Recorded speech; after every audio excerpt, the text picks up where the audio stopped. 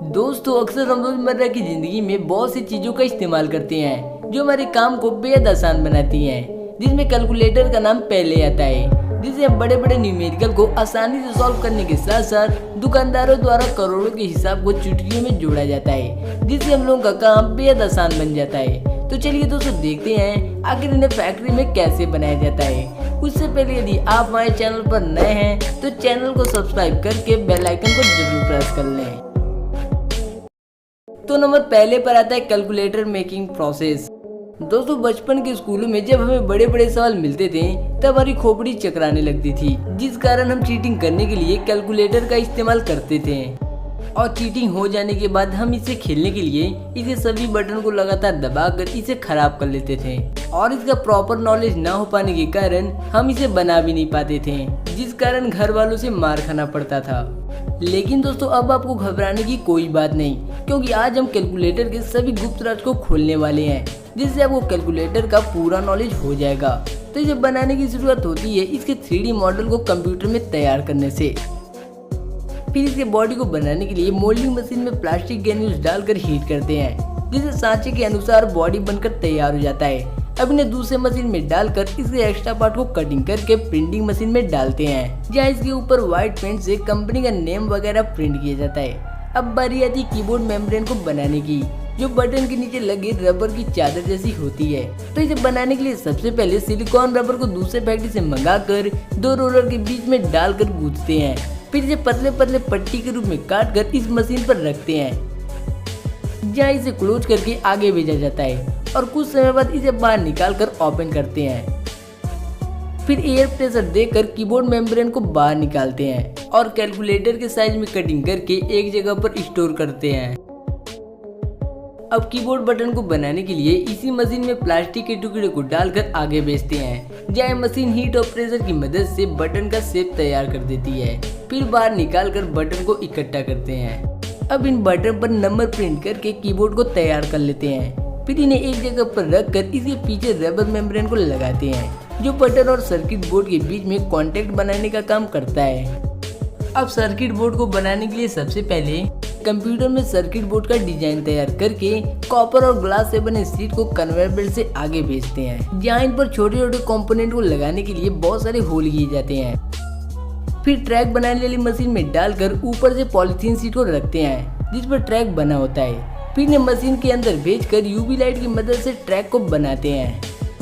अब इन्हें मशीन से निकालकर दूसरे मशीन में डालते हैं, जहाँ इनके ट्रैक को चेक किया जाता है। फिर पीसीबी को और मजबूत बनाने के लिए प्रिंटेड ट्रैक को कॉपर शीट पर रखकर प्रेशर और हीट देकर अटैच करते हैं। अब पीसीबी को ग्रीन बनाने के लिए पीसीबी शीट को प्रिंटिंग मशीन में रखते हैं और उस पर ग्रीन कलर लगाकर मशीन को स्टार्ट करते हैं, जिससे आपका पीसीबी ग्रीन कलर का हो जाता है।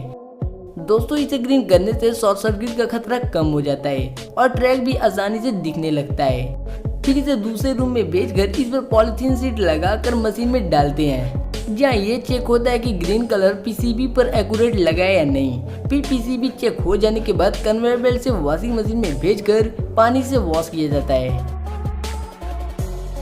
और इसे दूसरे मशीन में भेजकर छोटे छोटे कंपोनेंट को लगाए जाते हैं। फिर इन्हें कैलकुलेटर के साइज में कटिंग करके इस पर छोटे छोटे कंपोनेंट को लगाने के साथ साथ सेंसर वगैरह भी लगाते हैं, जिससे आपका सर्किट बोर्ड बनकर तैयार हो जाता है।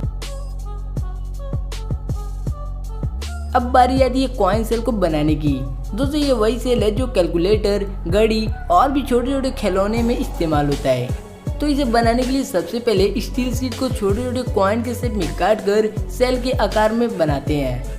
फिर बॉडी में पड़ने वाले एनोड और कैथोड प्लेट को बनाने के लिए एक मिक्सर मशीन में कार्बन मोनोफ्लोराइड और मैग्नीज डाइऑक्साइड को डालकर एक खास तरह के केमिकल को डालते हैं। फिर इन्हें अच्छे से मिक्स करके एक पेस्ट बनाते हैं और कॉपर शीट पर लगाकर कुछ समय तक सुखाते हैं और पतले पट्टी के आकार में कटिंग करके बंडल बनाते हैं, जिससे एनोड और कैथोड प्लेट को बनाया जाता है। फिर एल्युमिनियम शीट पर लिथियम पेस्ट लगाकर हीटर मशीन से पास करते हैं, और जब ये सूख जाते हैं तो इनके कुछ पार्ट को काट कर टेस्टिंग प्रोसेस किया जाता है, जहाँ इसकी क्वालिटी को चेक करते हैं। फिर इसे रोलर मशीन से आगे भेजकर पतले पट्टी के रूप में स्प्लिट करते हैं और इन्हें सर्कुलर सेल के आकार में काट कर बॉडी को कन्वेयर बेल्ट से आगे भेजते हैं, जहां एनोड और कैथोड से बने बंडल को सेल के बॉडी में सोल्डरिंग करते हैं। फिर इनमें स्प्रिंग और स्पेसर डालकर कैप लगाकर सील करते हैं। फिर इस पर लेजर मशीन से कंपनी का नाम लिखने के साथ साथ सेल के वोल्टेज को भी लिखते हैं। फिर इसका टेस्टिंग प्रोसेस करने के लिए लेजर मशीन से स्कैन करते हैं, जिससे ये मशीन सेल के इंटरनल चीज़ों को समझ लेती है। लेकिन दोस्तों कंपनी ने मार्केट में भेजने के लिए कुछ इस तरह से पैक कर लेती है, जिससे सेल एयर के कांटेक्ट में आकर खराब ना हो, और इस तरह से सेल पूरी तरह बनकर तैयार हो जाता है।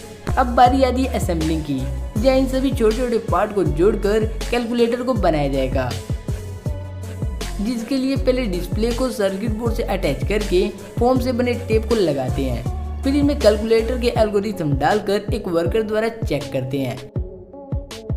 अब इनमें सोलर पैनल सोल्डिंग करके कैलकुलेटर के बैक केस में छोटी छोटी चीजों को सोल्डिंग करते हैं। फिर कैलकुलेटर बॉडी में सर्किट बोर्ड को रखकर मशीन से दबाव देकर फिट करते हैं। फिर सेल सॉकेट में सेल डालकर कैलकुलेटर में सोल्डिंग करते हैं। अब सर्किट बोर्ड को एक जगह पर फिक्स करने के लिए स्क्रू से टाइटली कसते हैं और सर्किट बोर्ड के जरूरी जगहों पर सोल्डिंग करके कैलकुलेटर को क्लोज करते हैं और स्क्रू को टाइटली कस के टेस्टिंग रूम में भेजते हैं, जैसे सभी बटन को दबाकर प्रॉपर फंक्शनिंग को चेक करते हैं।